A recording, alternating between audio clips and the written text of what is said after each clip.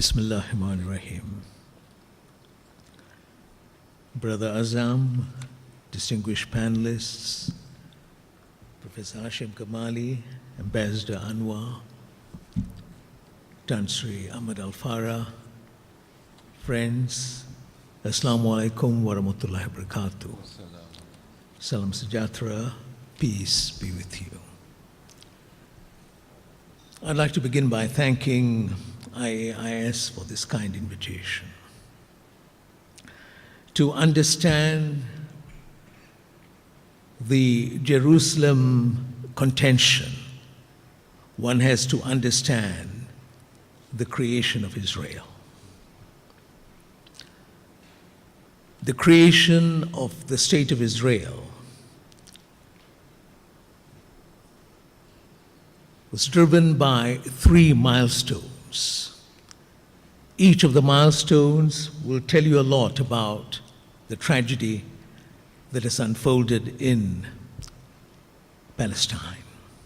What are the 3 milestones? One, in the 19th century, the emergence of a movement to create a Jewish state in Europe, largely with the support of Eastern Europe at that time. Theodor Herzl and his idea of a Jewish state, 1896. Now, it is very significant that those who were pushing for this idea of a Jewish state had very little attachment to Judaism as such. That is very significant. They were atheists, Jewish were atheists, Jews who were agnostic, totally secular, without any spiritual link to Judaism as a faith. Those who pushed for this idea of a state. Now that's the first milestone. It didn't achieve a great deal at that stage. What gave it a push was the second milestone, 1917, the Balfour Declaration, in the creation of the State of Israel. Lord Balfour, Foreign Secretary of the United Kingdom, and who, as we now know, was an ardent supporter of Christian Zionism, Lord Balfour.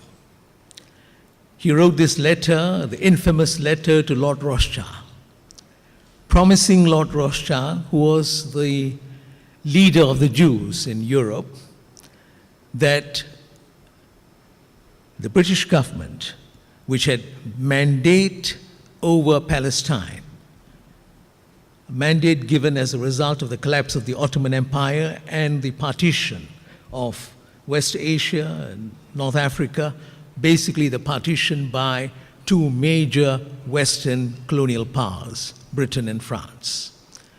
So Britain had the right of mandate over Palestine. And this man, Lord Balfour, who had no right to make the promise that he made, he promised the Jews of Europe, through Lord Rothschild, that Britain would help to establish a homeland for the Jews in Palestine, which is already a violation of the mandate. But this was the promise that he made, that we will help to create a Jewish homeland in Palestine. But at the same time, the usual sort of British diplomacy, we will look after the rights of those who are already there. Now, this again is very significant, this milestone.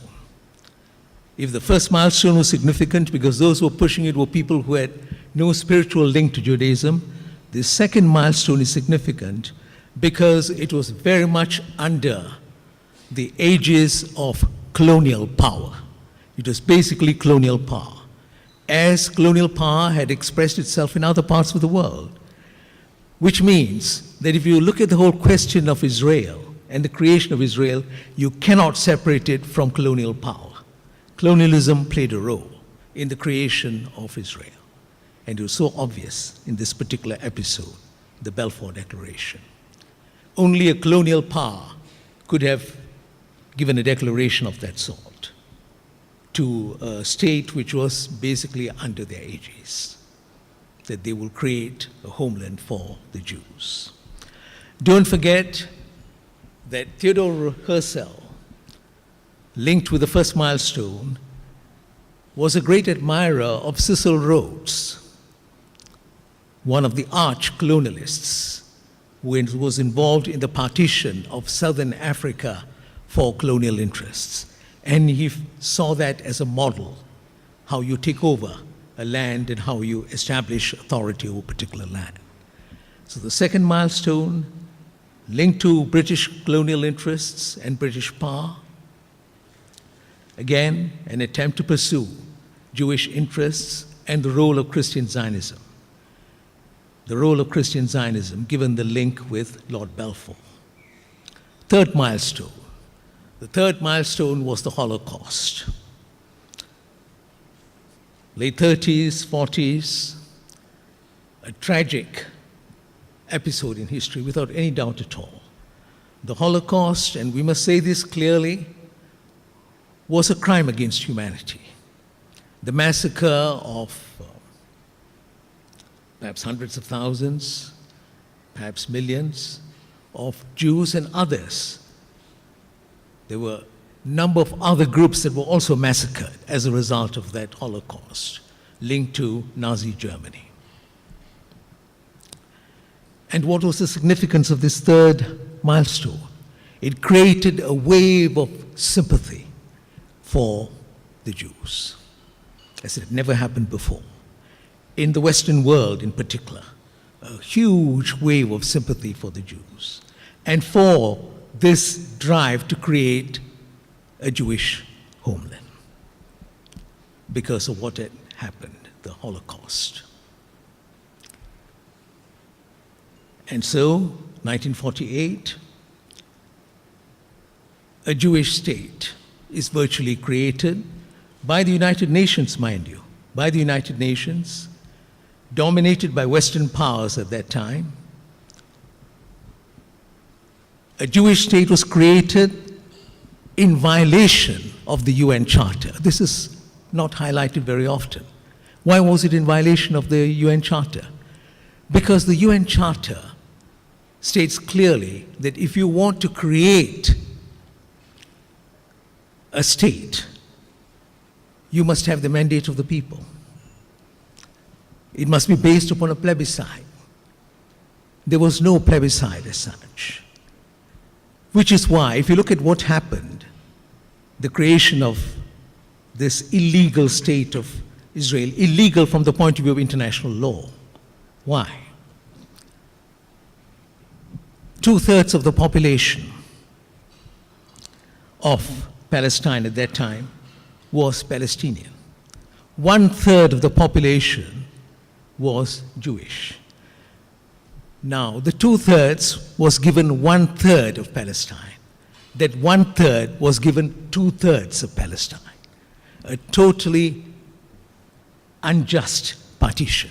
So the idea of creating a state without a plebiscite was wrong, and then the partition itself was also wrong, because the bigger portion in terms of the population was given the smaller portion, and the smaller portion in terms of the population was given the bigger territory as far as Palestine was concerned. They got away with it, even though there were countries that protested in the UN itself. They got away with it mainly because of the structure of the UN at that time. So this illegal state was created, and the historical fact that is most significant in the creation of this illegal state, it was based upon a myth. And what was the myth? That the Jews were returning to a land where there was no people.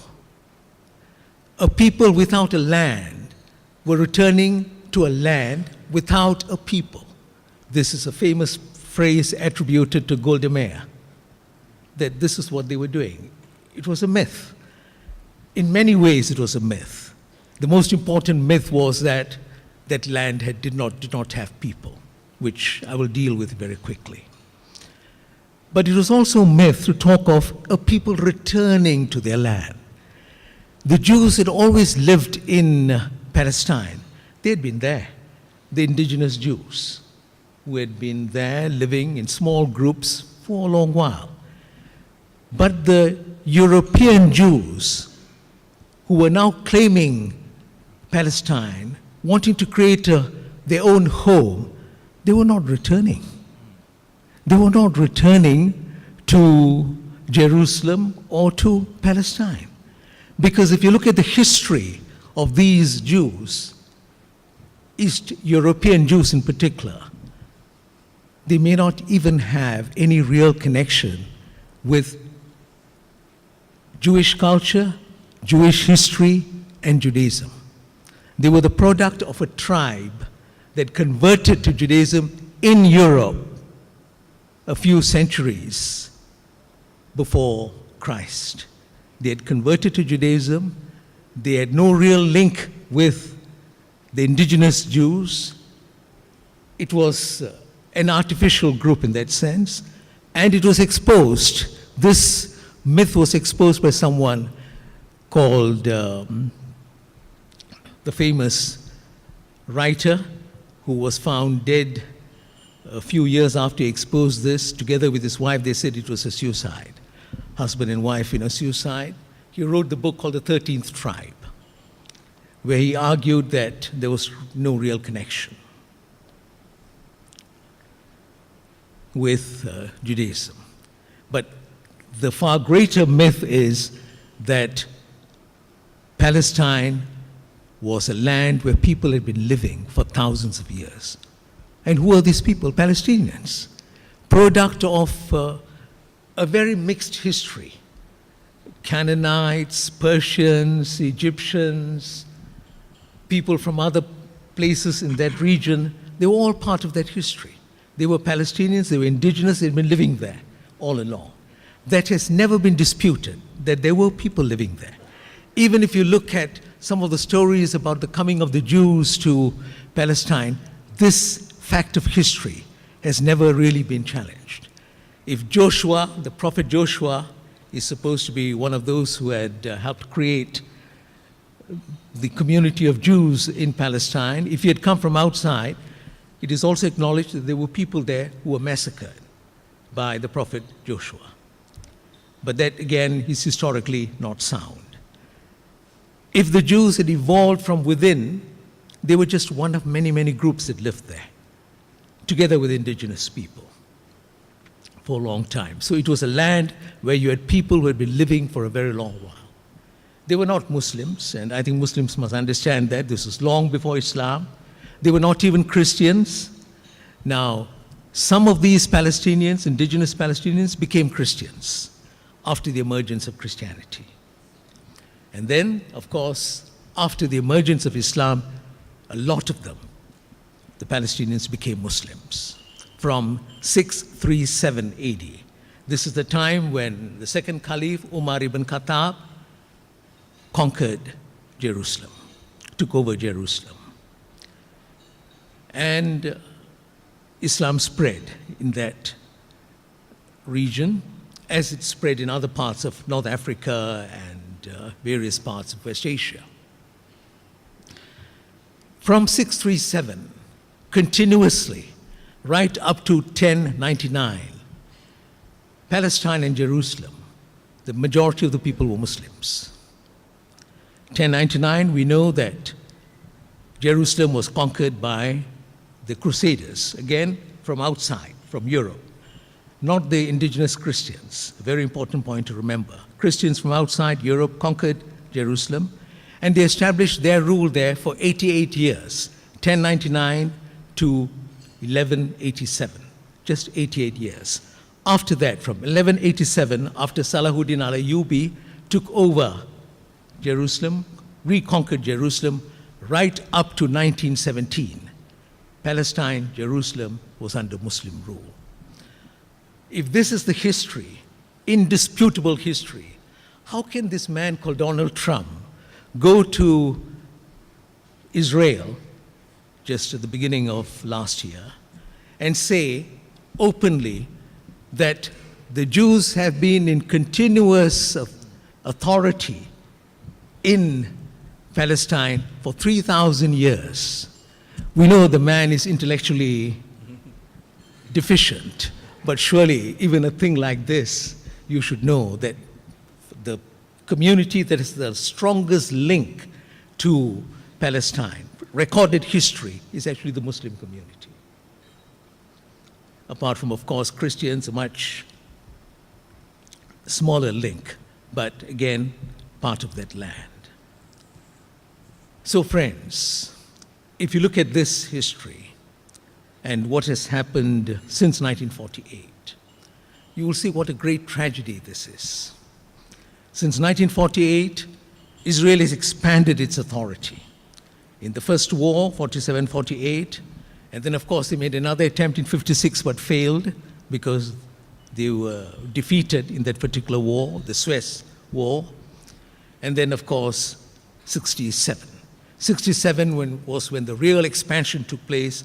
They took over the remaining 22% that was not in their hands in effective control. Before that, 78% was already in the hands of Israel. Usurper, a power from outside, had expelled the indigenous people, killed thousands of them in every war. They'd killed thousands of them, established control over this land. And that expansion continues. It continues in the West Bank. There are supposed to be at least 600,000 settlers in the West Bank. It could be more. And if you look at the West Bank, from what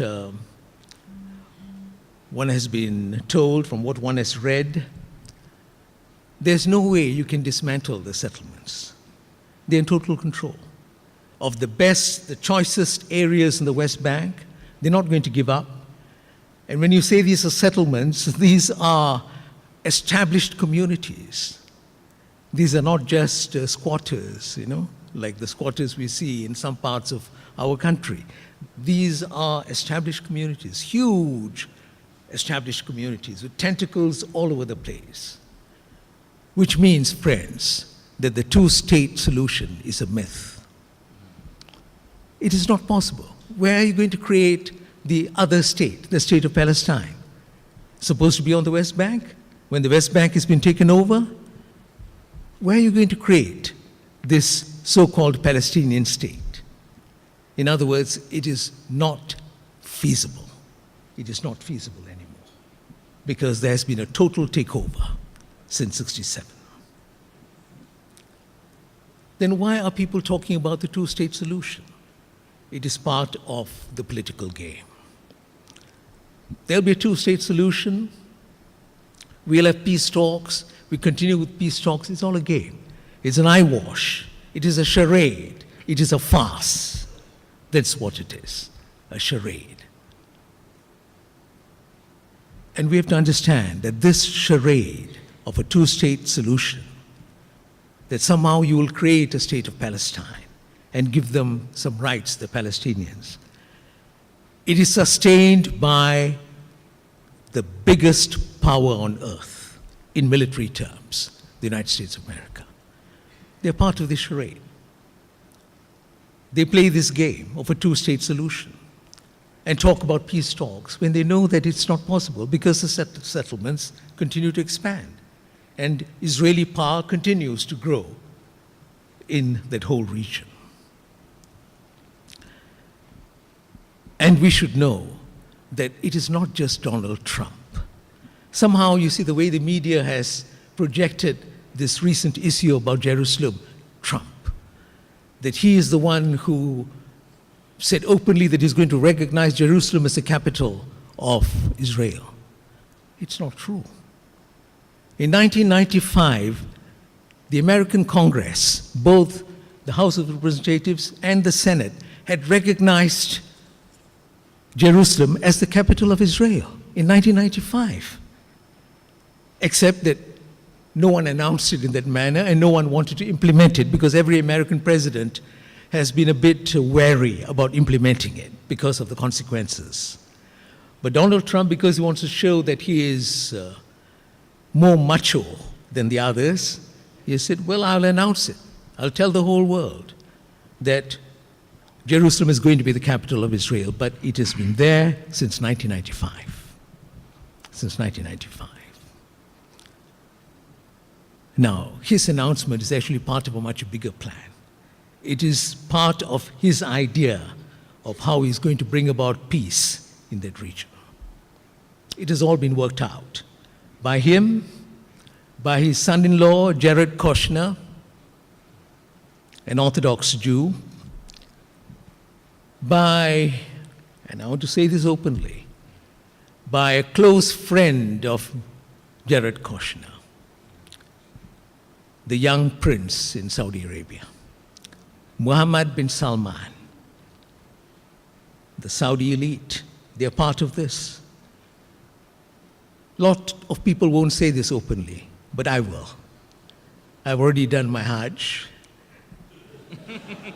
I've done my Umrah, so I have no problems. And I say this again, as I've said a number of times, the Saudi elite is very much part of what is unfolding in that region. And they've been working with the Israeli elite for a long time.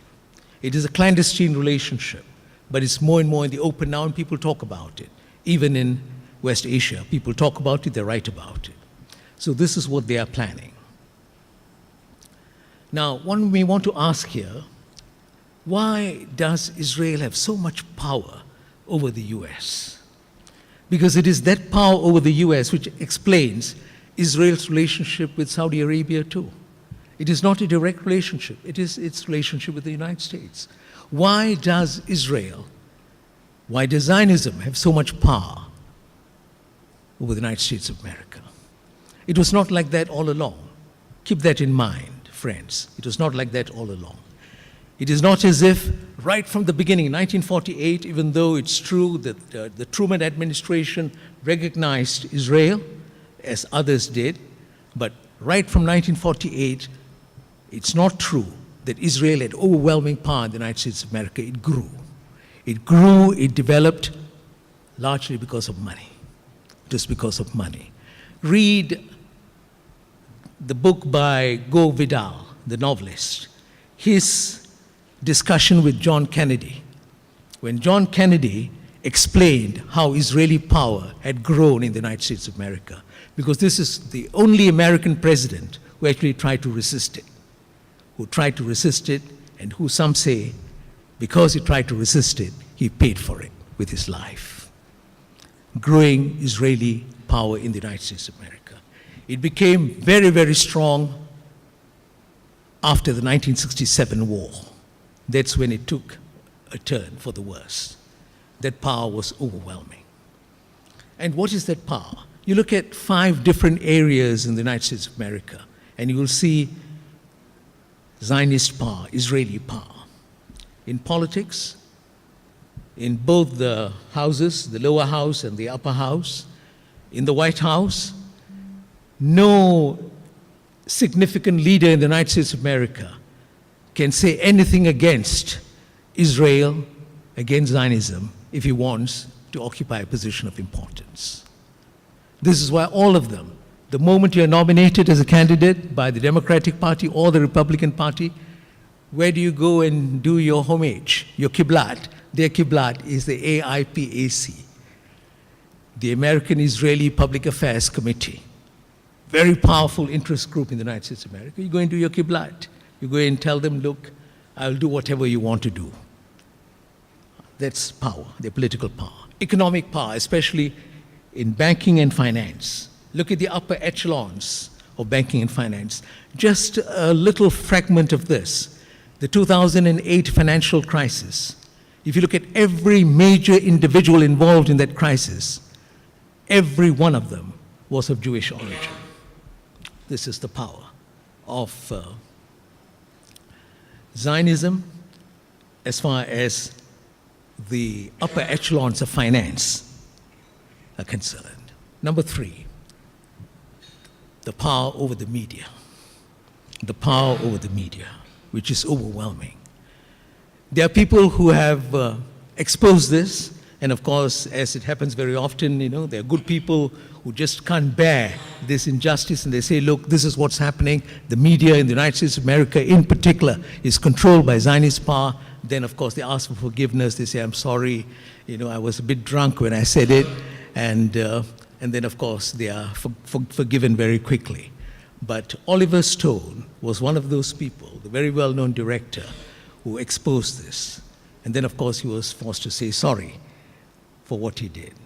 But look at this rabbi, and some of you would have seen the video on this, who openly, he said, what Oliver Stone said was true, even though he was made to ask for forgiveness, to say sorry. Because if you look at all of them, CBS, NBC, CNN, Fox, every one of them. You look at the major newspapers, New York Times, the Chicago Tribune, the Los Angeles Times, there is Zionist control of the media. It's very, very strong, which is why they report news in a particular way, a particular slant, a particular emphasis, which is why the Palestinian struggle and the struggle of others for justice will never get the sort of support in the media from these channels.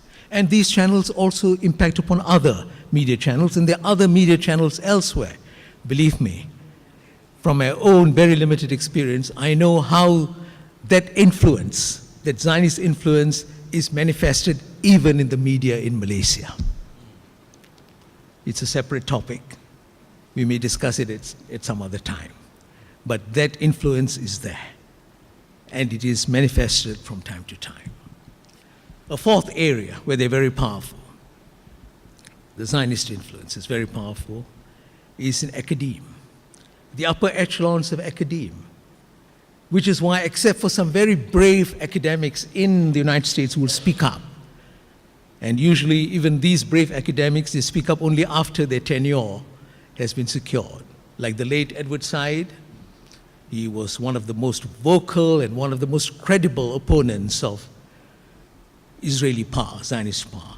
But it was only after he was confirmed that he started speaking out.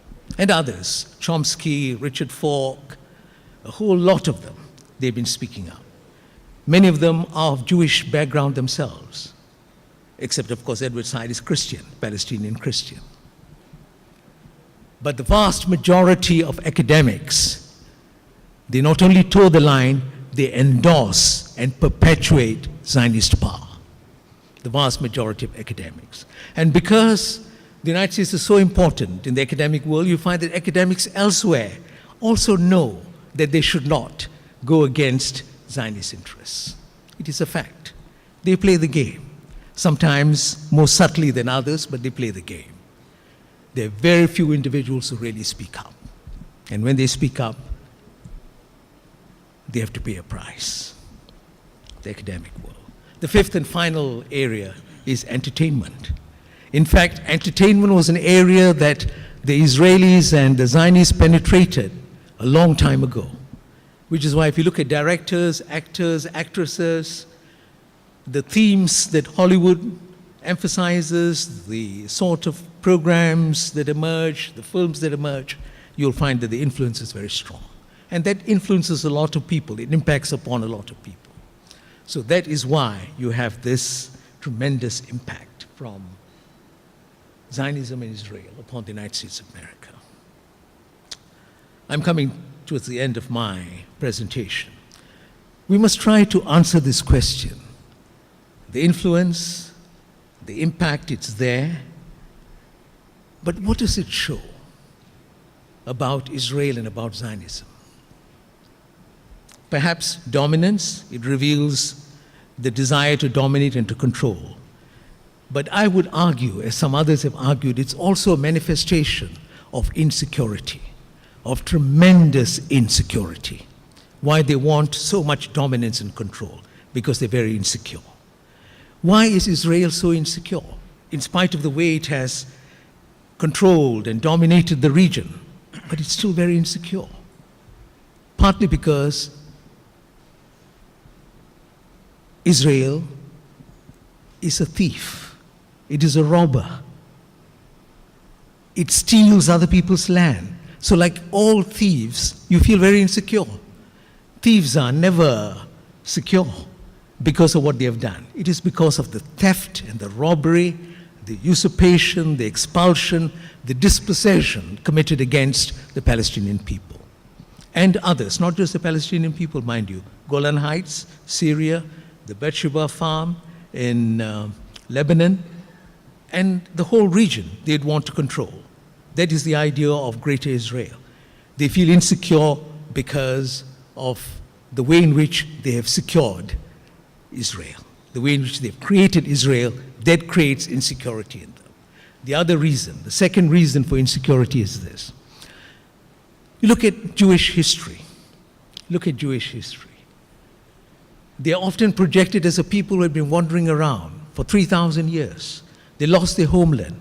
They were expelled by the Romans, which is true historically.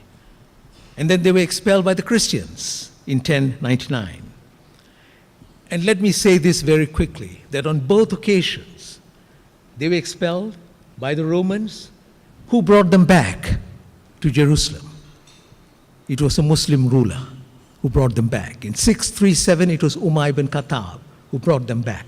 Second time they were expelled by the Christians, after the Christians captured Jerusalem. Who brought them back to Jerusalem? Again, a Muslim ruler, Salahuddin al-Ayyubi. Which is why Karen Armstrong, in a book on Jerusalem, which is a classic work, a book on Jerusalem, she says the only two occasions where the Jews were brought back to Jerusalem in history, on both occasions it was under Muslim leadership. So you can understand why Muslims feel this way, that they have tried to be just, they've tried to be fair, they've tried to be accommodative, they've tried to be inclusive, and this is what they get in return, the way they have been treated in history, right through history, recent history, by the Jews. So insecurity is because they've wandered around, they feel very insecure. For the first time, they've got a homeland. They're going to cling on to it. This is why I don't believe for one moment, and I've shared this with Brother Ahmed Al-Farah, they'll never give up. They'll never give up what they have got now. They'll never ever give up. And that brings me, Brother Azam, to the last part. So what is the solution? They're not going to give up. You're not going to get a two-state solution. There'll be no justice. So what are we all doing? Talking about this, writing about this, campaigning, networking, which is what Just has done ever since its creation in 1992. We have been involved in the Palestinian issue. And in myself, at a personal level, long before that. I first started writing about Zionism and about this issue in the 70s. This is our commitment. Why are we doing this? If we know that the situation appears to be hopeless, why should we do this? I do not think the situation is as hopeless as one may want to make it out to be. There's a struggle. I think there is a glimmer of hope. And that glimmer of hope emerges from various quarters. Most of all, it emerges from the Palestinian people. The Palestinian people have struggled, they've never given up, they continue to struggle. It's amazing, given the forces against them. This is the most remarkable community of human beings in the world in terms of struggling against injustice. Let us give them a warm applause, the Palestinian people. It is just amazing how they have struggled. They've never given up, in spite of all the odds against them. The latest being this 16-year-old girl, the video has been going around, Ahed Tamimi, the one who slapped the Israeli soldiers. Now, what is a slap compared to the massacres that the Israeli army has committed? But that is the courage. You know, that girl, if I may digress for a second, she began resisting occupation since she was 5 years old. It is just amazing. That is the spirit of the Palestinian people. So the Palestinian people, as the late Yasser Arafat once said, in one of his last interviews that he did with a British journalist, he was asked, and he gave a fantastic answer. He was asked by the journalist, what is your achievement after all this while? And you know what he said? We have refused to become the Red Indians of West Asia. That's our greatest achievement, because you know the way the Red Indians were wiped out, we have refused to become the Red Indians. We have stayed, we have dug in our toes, we have remained. So that is, to my mind, the greatest hope for the future. And of course, the people. In West Asia, if you look at ordinary people, leave aside the governments. The governments in West Asia, and again, you know, I'm in a position, I'm old enough to say these things frankly. The governments do not count. They're made up of corrupt leaders in many instances. They've compromised, they've got no dignity, they don't have the ability to resist. But ordinary people all over West Asia, they resist. If you look at the sentiments of ordinary people, the sentiments are very, very strong for the Palestinian cause, and they know what is at stake. Now, that is yet another source of hope, a glimmer of hope. And then, of course, and this is what I want to talk about a little bit in my conclusion, our hope lies in the global system. It is changing. The global system is changing. A global system dominated by the United States and the West is coming to an end. It is a historical fact. It is undeniable that Western dominance, US dominance is coming to an end. You can see it everywhere.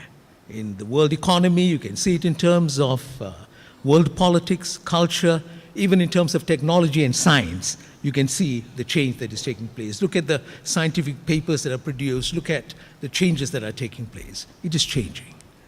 New centers of power are emerging. And the new centers of power, they are assessing the situation and taking steps that are very important. It is significant that China was the first of the major powers to endorse the Palestinian claim to East Jerusalem in recent times. The Chinese are reading the situation, and others are reading the situation. They know the world is changing, that a new constellation of power will emerge, and that is going to be in the interest of the Palestinian struggle. It will not be in the interest of Jerusalem and Israel and all the rest of it, because they have depended so much, they've clung on so much to US and Western power.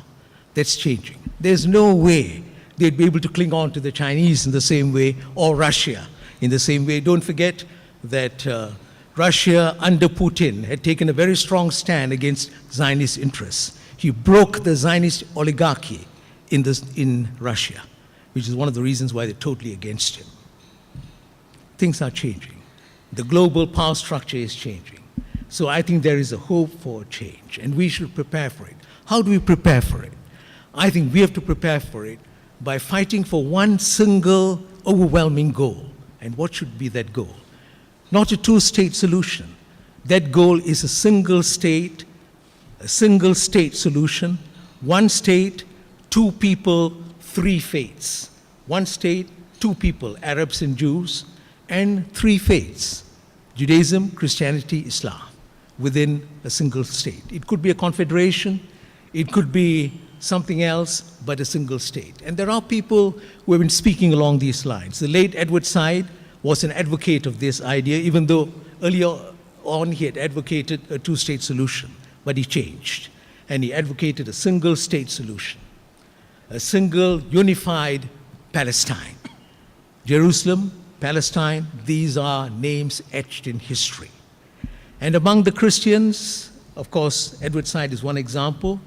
Among the Jews, people like Ilan Pappé, the Jewish historian, has been a very strong advocate of a single state. And among the Muslims, people like Ali Abu Nimah, who is the head of the Electronic Intifada, and numerous others have been advocates of a single state. I think we should also move in the direction. I had advocated this idea in 1980 in my article on Zionism, that the only solution would be a single state. And then I adjusted my position after the Palestinian National Assembly of 1988, where they were prepared to recognize Israel. But then the betrayal at Oslo. Oslo was a betrayal. And after that, you can see how the Israelis and the Zionists have continued to betray the Palestinians. I think today there are more and more people who know that the only solution is a single state, with all the communities living side by side. It is going to be very difficult, there's no doubt about it, because of all the animosity, because of all the antagonism of the last few decades. But what is the alternative? If you're talking about justice, what is the alternative? Are we going to just sacrifice the Palestinian people? Are we going to sacrifice justice? Or are we going to say, look, we are going to stand up for justice? It's a long-term struggle, but things are changing in a certain direction, and we feel that we should do what little we can. Our contribution is modest, it is small, but we should do what little we can. Write, speak, network, mobilize, campaign. For this cause, which I regard, and I quote the late Nelson Mandela, which I regard, as many others regard, as the greatest moral issue of our age. Thank you.